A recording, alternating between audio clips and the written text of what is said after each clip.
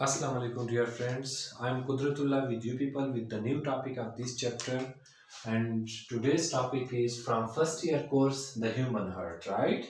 तो आज के कोर्स में हम पढ़ेंगे ह्यूमन हार्ट को, इसके फंक्शन को, इसके लोकेशन को और इसके साइज को और इसकी एनाटॉमी को। Why heart is present in a body, तो इसको हम डिटेल के साथ पढ़ेंगे। So firstly we are going to talk about the introduction of a heart. So heart is actually derived from Greek word, okay? It means cardium. ये cardium से arise है और cardium means pumping organ, okay? इसका मतलब क्या है? Pumping organ. Am I right? So that's why we can say that this heart means that this can pump blood only. It's not for the other activities. It's only and only a pumping organ. This is used for the pumping of a blood.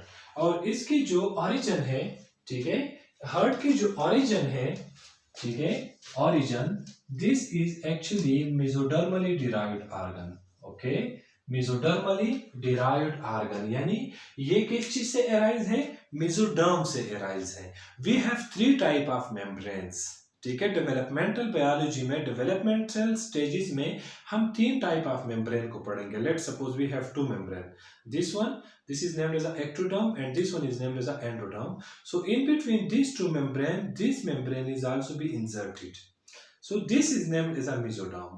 इससे हमारे पास brain, spinal cord और skin बनते हैं, इससे हमारे पास heart बनता है और इससे फिर हमारे पास डाइजेस्टिव सिस्टम एटसेट्रा बनते हैं, ठीक है। सो हमारे पास जो मेसोडर्म है, मेसोडर्म से हमारे पास फिर बनता है heart. So that's why we can say by origin heart is a mesodermally derived organ, right. यहां तक क्लियर हो गया। इसकी लोकेशन को अगर हम देख लें, सो this is located in a thoracic cavity, right. Thoracic cavity क्या है? This is thoracic cavity. ये ओवरऑल जो चेस्ट का जो सेंटर है, दिस इज थोरेसिक कैविटी, और in between this is located in a thoracic cavity in between the 2 lungs, ये in between the 2 lungs, but in lungs this is slightly toward the left side. ये थोड़ा बहुत left side की तरफ होता है। And the special position, the special place where this heart is present, that is named as a mediastinum. उसको हम क्या नाम देते हैं? मेडिएस्टिनम। उसको हम नाम देते हैं मेडिएस्टिनम का। So this is a very important objective for you people. We have discussed so far 2 very important objectives. First one is the mesoderm. That heart is derived, mesodermally derived organ. This is a very important objective for your ETA basis, right? आपके ETA test के लिए. And the second, the location या the position where heart is present is named as a mediastinum, right? अभी इसके size को अगर हम देख लें, this is actually, its size is like a clenched fist, बंद मुट्ठी की तरह, right? Its size is like a clenched fist, बंद मुट्ठी की तरह, ठीक है। clenched fist means lengthwise अगर हम इसको देख लें, so this is 11.4 centimetre averagely. इसकी लेंथ कितनी होगी? 11.4 सेंटीमीटर। और अगर हम इसकी विड्थ को देख लें, so that is almost 8.2 centimetre. लेकिन ये एवरेज है, ठीक है, कम ज्यादा हो सकती है, लेकिन जो एवरेज होगी वो हमारे पास 11.4 centimetre length like a clenched fist, और इसकी जो विड्थ होगी that is 8.2 centimetre, right. This is average. And if we look at its shape as it's represented, it's a cone shaped structure. ये क्या है? Cone shaped structure है। It's a cone shaped structure which is broader at the apex. ये इसका क्या है? Apex है, head region है। And this is the posterior region. ये क्या है? Posterior region है। So this is broader at the apex, खुला हुआ है, and pointed at the posterior. तो ये क्या होगा? This is actually a cone shape या पियर शेप, ओके, नाशपाती की तरह,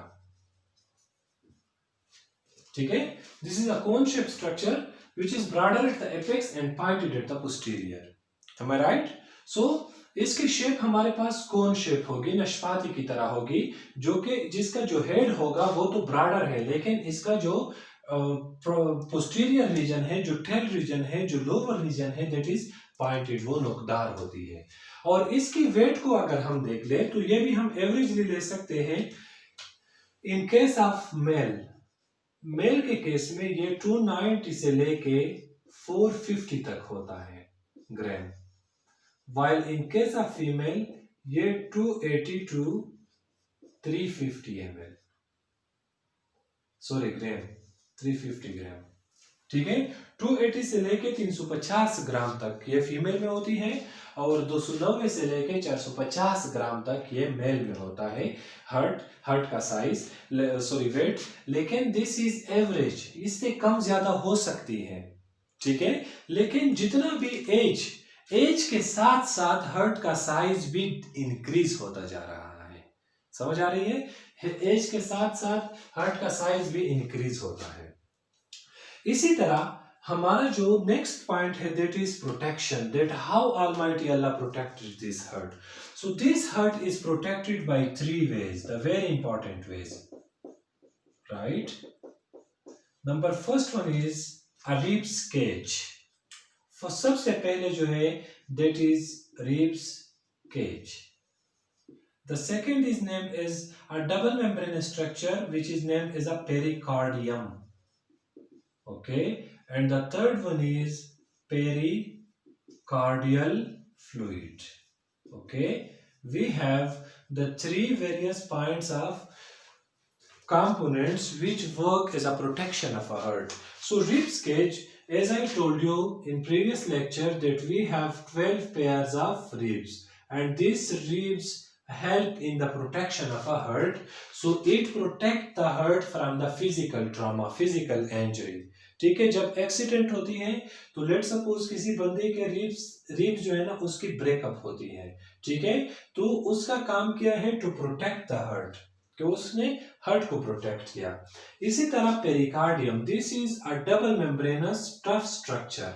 यह डबल मेम्ब्रेनस स्ट्रक्चर है जो कि सख्त होती है, और ये हार्ट के इर्द गिर्द पाए जाते हैं, ठीक है, ये हार्ट के इर्द गिर्द पाए जाते हैं, और इस मेम्ब्रेन को हम नाम देते हैं pericardium.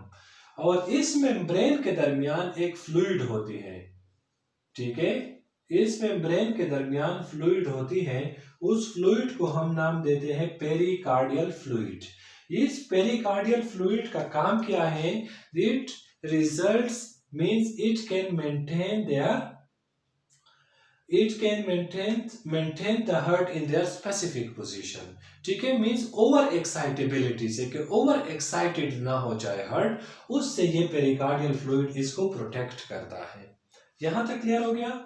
This was all about the external information of a heart. Let we talk about the anatomy. हम इसकी anatomy को पढ़ते हैं अभी। अच्छा, इस anatomy को स्टार्ट करने से पहले हमारे पास ये जो हार्ट वॉल होते हैं, ये हमारे पास 3 टाइप ऑफ कंपोनेंट से बनते हैं, लेयर से बनते हैं, और उसमें से हमारे पास है epicardium, the outermost layer. The outermost layer is named as a epicardium. The middle layer is named as a myocardium. Heart wall is made up of 3 type of layer: epicardium, myocardium, and endocardium. Right? Epicardium is the outermost layer, while the myocardium is a thickest layer of the heart wall, which is made up of connective tissues, जो कि connective tissues से बनी हुई होती है।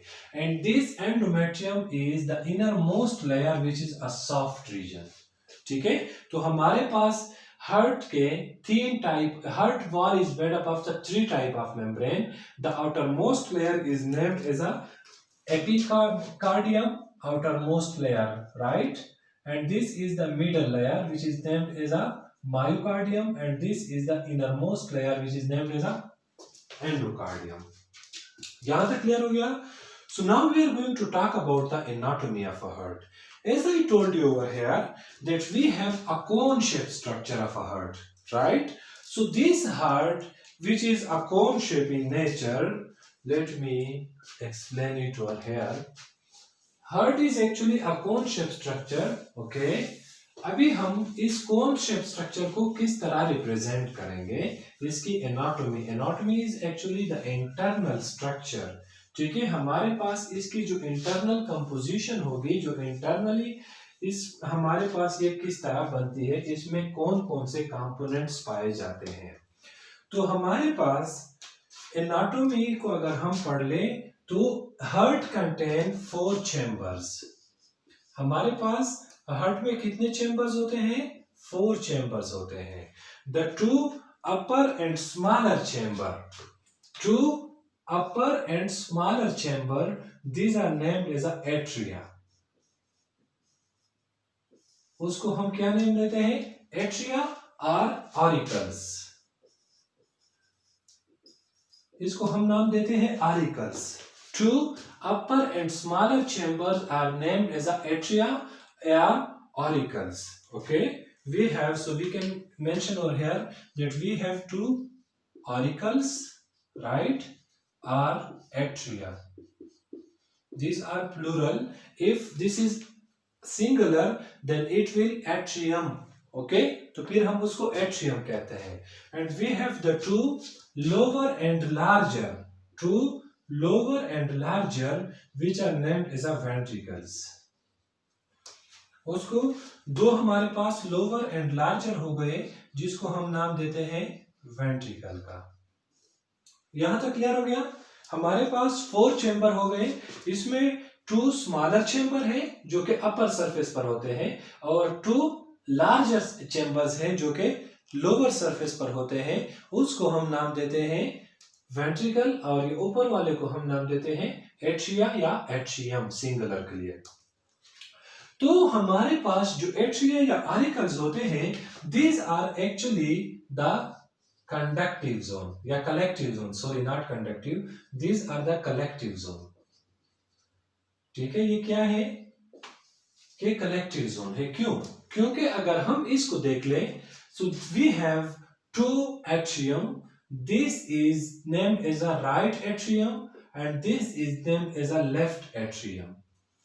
तो हमारे पास जो राइट एट्रियम होगी, हमारे पास जो राइट एट्रियम होगी, इसमें हमारे पास deoxygenated blood आएगी. Means that blood which contain a huge amount of carbon dioxide. So we have superior and inferior vena cava. These are the largest veins, vena cava.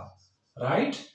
So this vena cava can carry deoxygenated blood toward the right atrium. तो ये right atrium ने इस blood को collect किया. इसी तरह इसको अभी छोड़िए, इसका डिटेल छोड़िए. राइट वेंट्रिकल, यहां पर जब ब्लड की प्यूरिफिकेशन होती है लंग्स से, तो bye means of pulmonary when ये ब्लड लेफ्ट एट्रियम में आती है. सो this is also the collective zone. Means ये कलेक्ट करता है. ठीक है, जो भी ब्लड है वो दिल को पहुंचने से, जब ये दिल को आती है, वेंट्रिकल को आती है, तो सबसे पहले वेंट्रिकल में आए, एट्रियम में आएगी. यहां तक क्लियर हो गया? और हमारे पास जो वेंट्रिकल है, these are donor zone. Means क्या है? ये ट्रांसपोर्टर है. वेंट्रिकल्स क्या है? ट्रांसपोर्टर है. ये ट्रांसपोर्ट करेंगे. लेट सपोज हमारे पास यहां पर डीऑक्सी ब्लड आ रही है. डीऑक्सीजनेटेड ब्लड वेंट्रिकल पहुंच गई. वेंट्रिकल से ये फिर bye means of pulmonary artery कहां पर? लंग्स में आएगी. इसी तरह यहां पर क्या होगा? साफ खून राइट एट्रियम को आ गई, लेफ्ट एट्रियम को आ गई. लेफ्ट एट्रियम से लेफ्ट वेंट्रिकल में, लेफ्ट वेंट्रिकल से फिर ये जो साफ खून है, ऑक्सीजनेटेड खून है, बाय मींस ऑफ एओर्टा ये फिर all over the body transfer होगी. लेकिन इसकी एक्सप्लेनेशन की अभी जरूरत नहीं है. सबसे पहले हमें यह पता होना चाहिए that how many chambers we have. We have 4 chambers. The 2 upper are named as atria, which are smaller, while the 2 lower and larger are named as ventricles. यहाँ तक क्लियर हो गया? Okay. Now here we have a septum, a membrane between the 2 right and left atrium. ठीक है? And that membrane is named as a interatrial inter atrial membrane या इंट्रल atrial septum, समझ नहीं आई। Right और लेफ्ट एट्रियम के दरमियान एक minute membrane होती है, एक पतली मेम्ब्रेन होती है जो कि राइट एट्रियम को लेफ्ट एट्रियम से सेपरेट करती है। उस मेम्ब्रेन को हम नाम देते हैं इंटर एट्रियल सेप्टम या इंटर एट्रियल मेम्ब्रेन। यहां तक क्लियर हो गया? अभी इस इंटर एट्रियल मेम्ब्रेन का काम क्या है? This is a very important objective here. This inter atrial membrane, इसका काम मैं अभी आप लोगों को बता रहा हूं।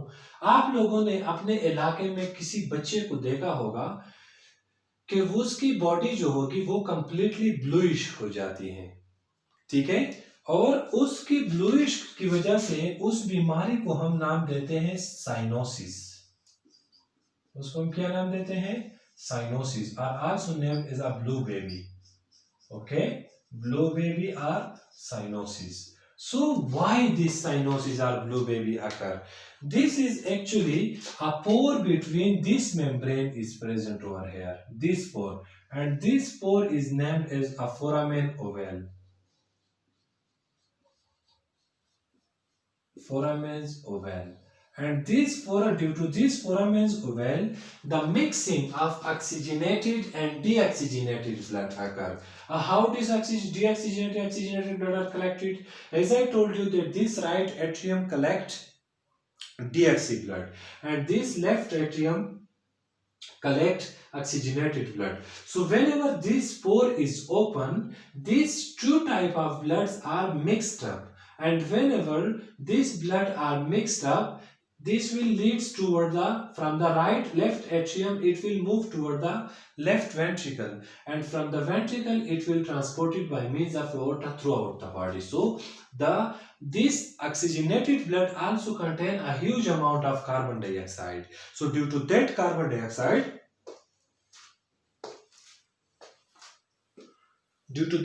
dioxide, their facial structure will be blue in nature. That's why we can say that this individual is named as a blue baby or cyanosis. Am I right?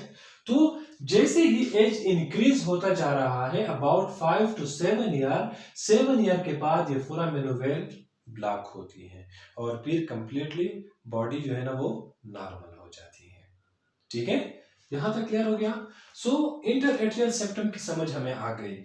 इसी तरह both the ventricle are separated by a thick membrane. यहां पर एक thick membrane होती है, ये membrane है, let's suppose, and this membrane is named as the interventricular septum. उसको हम क्या नाम देते हैं? Interventricular septum. यानी ऐसी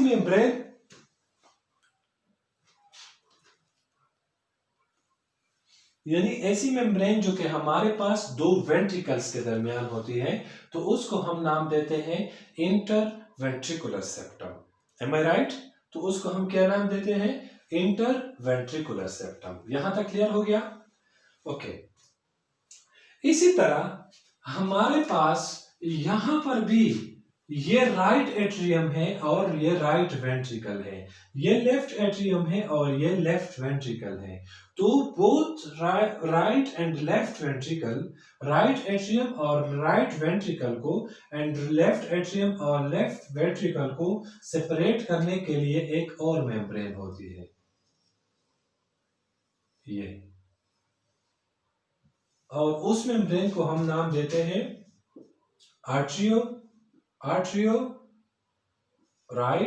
आर्ट्रियोवेंट्रिकुलर septum.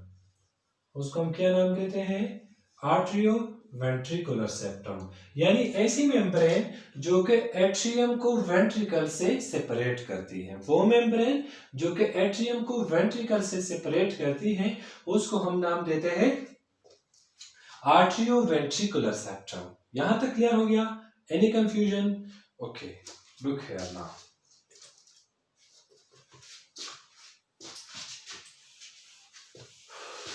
Okay, so we are going to talk about the human heart. हमने human heart को पढ़ना है डिटेल के साथ।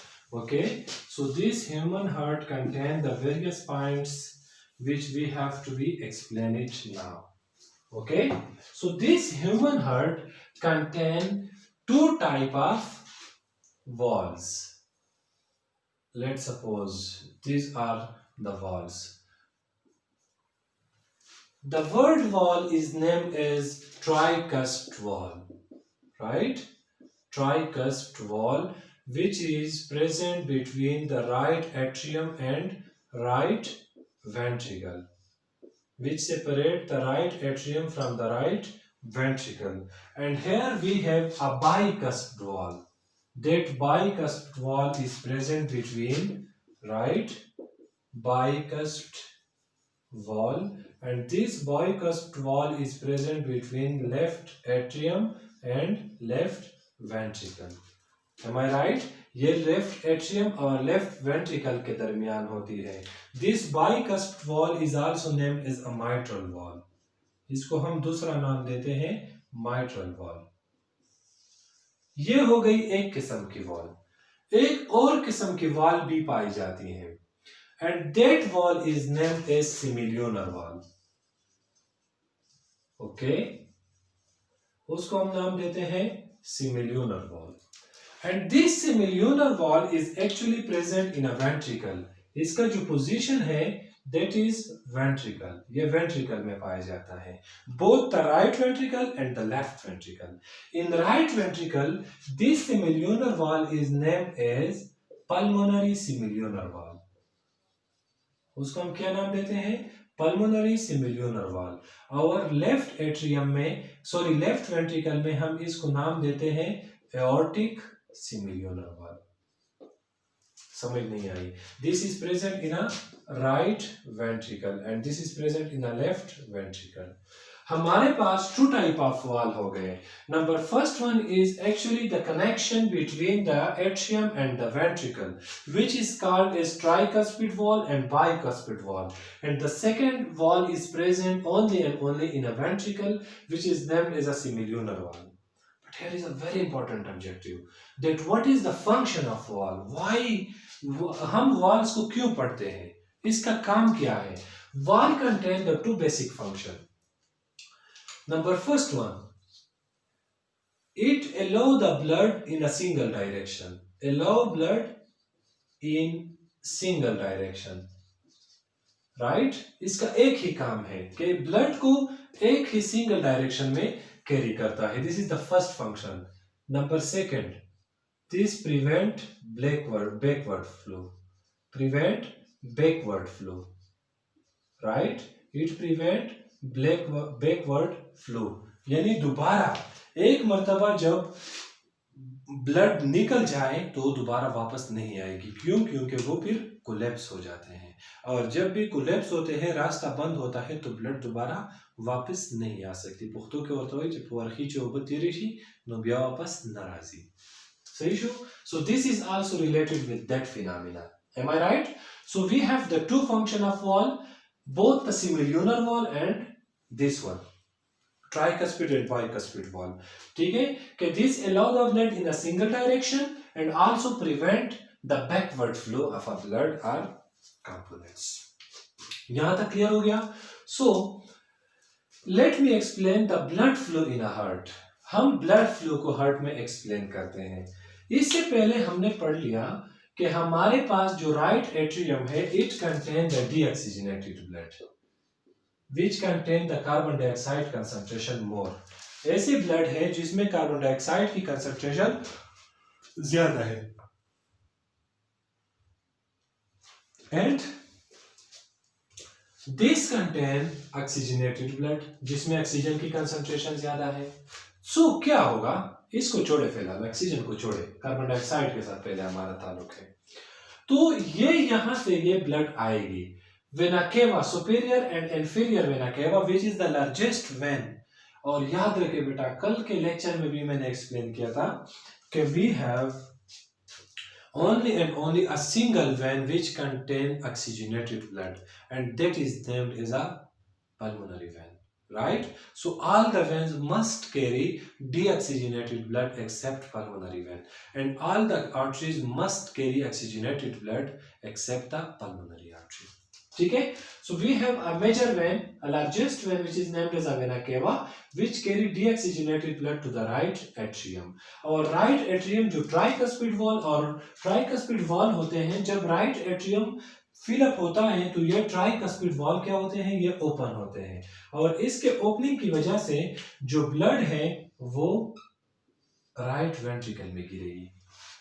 यहां तक क्लियर हो गया? राइट वेंट्रिकल में गिर गई, बस ये ब्लड दोबारा फिर नहीं जा सकती, ये बैकवर्ड फ्लो के लिए बंद हो गई, ट्राइकस्पिड वॉल बंद हो गई, तो ये ब्लड सीधा एस शेप स्ट्रक्चर होते हैं इधर, इससे एस शेप स्ट्रक्चर को हम सिमिलियोनर वॉल कहते हैं। और इस यहां पर मैंने आपको एक्सप्लेन किया है कि हमारे पास semilunar valve in a right ventricle that is named as pulmonary semilunar valve because it will leads to the lungs. ठीक है? So that's why this is named as pulmonary semilunar wall. So this is the deoxygenated blood. So by means of pulmonary artery के through ये deoxygenated blood कहां पर आएगी? Blood में आएगी। Blood में क्या है? उसमें एल्वियोलाई है, सॉरी लंग्स तक आएगी। लंग्स में क्या है? यहाँ पर एल्वियोलाइज है, और ये एल्वियोलाई क्या है? These are the packs of oxygen. तो ये ऑक्सीजन के साथ रिएक्ट करेगी। ठीक है? यहाँ पर ये इसकी लाइनिंग थिन है, तो bye means of diffusion carbon dioxide यहाँ डिपॉजिट होगी, ऑक्सीजन इधर आएगी। ठीक है? Transport mechanism of transport of gases. ठीक है? इसमें आप डिटेल के साथ पढ़ोगे। ठीक है? या फिर इसके लिए आप मेरे सेकेंड ईयर के लेक्चर्स को भी सुन लें, ट्रांसपोर्ट ऑफ गैसेस को, तब आपका ये कंसेप्ट क्लियर होगा कि किस तरह ये ट्रांसपोर्ट ऑफ गैसेस होती है, कि ऑक्सीजन बाहर आ गई ब्लड कैपिलरीज में और कार्बन डाइऑक्साइड एल्वियोलाई तक पहुंच गई। यहां तक क्लियर हो गया? अभी यहां पर ये प्यूरिफिकेशन हो गई, this red marker represent the oxygenated blood, यहां पर ब्लड की प्यूरिफिकेशन हो गई, ऑक्सीजनेटेड ब्लड है। तो this oxygenated blood is carried by pulmonary vein, which is the single vein, which is the only vein which contain the oxygenated blood. तो ये pulmonary vein open होती है राइट एट्रियम में, sorry left atrium में।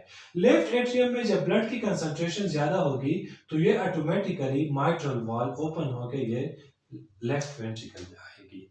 जब ये left ventricle तक पहुंच गई तो दोबारा ये एट्रियम तक नहीं आ सकती। लेफ्ट एट्रियम तक पहुंच गई तो वहां पर भी एस शेप वॉल होती है, और यहां पर लेफ्ट वेंट्रिकल में हमारे पास जो एस शेप वॉल है that is the aortic semilunar valve. तो एओर्टिक सिमिलियोनर वॉल के थ्रू ये कहां पर आएगी? एओर्टा में आएगी, और एओर्टा से फिर थ्रू आउट द बॉडी ये ऑक्सीजनेटेड ब्लड ट्रांसमिट होगी। यहां तक क्लियर? किसी को कोई प्रॉब्लम हो यू कैन आस्क। अभी हम इसकी ऑटो एक्साइटेबिलिटी को स्टडी करते हैं। तो ऑटो एक्साइटेबिलिटी को स्टडी करने से पहले हमने इसके डायग्राम को दोबारा रिलीव करना होगा। ठीक है? हम इस डायग्राम को दोबारा बनाएंगे, या let suppose I am going to explain this diagram for here. ठीक है? तो हम अभी इसकी ऑटो एक्साइटेबिलिटी को पढ़ेंगे, और ऑटो एक्साइटेबिलिटी को पढ़ने के लिए हमने हार्ट का डायग्राम दोबारा के लिए again we have to draw the diagram of a heart. Let's suppose we have the two upper smaller chamber and the two lower and larger chamber, and these two upper and smaller, this is named as a right atrium, this is left atrium, this is right ventricle, and this is left ventricle.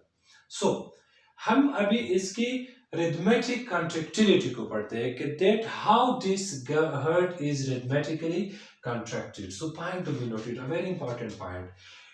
At the right upper corner of a heart, we have a knotted structure, a dot-like structure, and this dot-like structure is named as a SA node. SA node means sinoatrial right node. This is sinoatrial node, and this sinoatrial node is generating signals. Automatically, this SA node is generating signals. सबसे पहले ये right atrium को cover करेगा, और फिर इसके बाद ये लेफ्ट एट्रियम में आएगी। तो at the lower left corner of a heart of the atrium, here is another structure, and that structure is near to the interatrial septum, sorry, arterioventricular septum, and this structure is named as a AV node. AV node का मतलब ये है atrioventricular node, atrioventricular node, यानी ये उस membrane जो कि atrium और वेंट्रिकल के दरमियान है, इस मेम्ब्रेन के ऊपर पाया जाता है, that's why this is named as the atrioventricular node. यहां तक क्लियर हो गया? तो जैसे ही यहां पर भी ये सिग्नल्स आते हैं, ये सिग्नल्स इसके हेड पर से गुजरते हैं, इस तरह यहां पर आएंगे, यहां पर पहुंच गए तो automatically, point to be noted, इसमें टाइम कंज्यूम नहीं होगा, ऑटोमेटिकली ये राइट और लेफ्ट साइड की तरफ जाते हैं। ठीक है, this signals transport at the head of this ventricles, and these minute signals are named as Purkinje fibers. उसको हम क्या नाम देते हैं? Purkinje fibers. उसको हम नाम देते हैं Purkinje fibers. Purkinje was actually a scientist, और उसने अपने ही नाम पे इसको डिटेक्ट किया है, so that's why this is named as a Purkinje fibers. लेकिन जैसे ही ये Purkinje fibers along with their right and left के लिए जो इसके स्ट्रक्चर अपीयर हो गए, तो Purkinje fibers along with their dilation to the right and the left component, this is collectively named as a His bundle या bundle of HIS, His bundle, उसको हम नाम देते हैं His bundle का। Am I right? So यहां पर हम ये कह सकते हैं कि this SA node, दिस को हम दूसरा नाम देते हैं पेस मेकर। इसको हमने क्या नाम दे दिया? Pacemaker. और आजकल इसको लोग क्या कहते हैं? Artificial, this is also named as artificial heart. यहां तक क्लियर हो गया? So this is actually maintaining the rhythmic contractility of a heart. ठीक है, ये हार्ट की रिथमेटिक कॉन्ट्रैक्टिलिटी को मेंटेन करते हैं, और we can say it regulate the auto excitability of a heart, that how this heart is excitable. ठीक है, और ये हमारे बॉडी में 70 to 75 टाइम्स पर मिनट होता है। ठीक है, कितना होता है normally? Heart beat 70 to 75 times per minute, sorry हाँ, पर मिनट। ठीक है, एक मिनट में हमारा दिल 70 से लेके 75 मर्तबा ये धड़कता है। ठीक है, अगर हम ब्लड फ्लो को देख ले थोड़ा बहुत, तो हमारे पास जो ब्लड फ्लो होगी वो किस तरह आएगी? So let me explain it here now, कि हमारे पास क्या है? Let suppose this is vena cava. ये क्या है? वेना केवा है। वेना केवा ब्लड को कैरी करते हैं toward to the right atrium. ये राइट एट्रियम ब्लड को कैरी करता है toward the right ventricle by means of tricuspid valve. ठीक है, राइट एट्रियम से ये ब्लड जाएगी toward lungs by means of pulmonary artery. Lung से ये ब्लड जाएगी by means of pulmonary vein to the left atrium. Left atrium से ये ब्लड जाएगी toward the left ventricle by means of bicuspid wall. और left atrium से ये blood जाएगी टूवर्ड द एओर्टा, और एओर्टा से टूवर्ड द बॉडी, और बॉडी फिर क्या करेगी? इस ब्लड को यूटिलाइज करेगी और ये blood utilised blood in the form of a deoxygenated blood ये दोबारा वेना केवा में आएगी. So this is all about the structure of a heart, right. ये हार्ट के स्ट्रक्चर के मुतालिक है. सो आप लोगों को आप लोगों में से किसी को भी कोई प्रॉब्लम हो, यू कैन आस्क, राइट. आप कमेंट्स में से भी पूछ सकते हैं और थ्रू माई व्हाट्सएप नंबर भी आप ये पूछ सकते हैं. So thank you very much and enjoy lectures, right.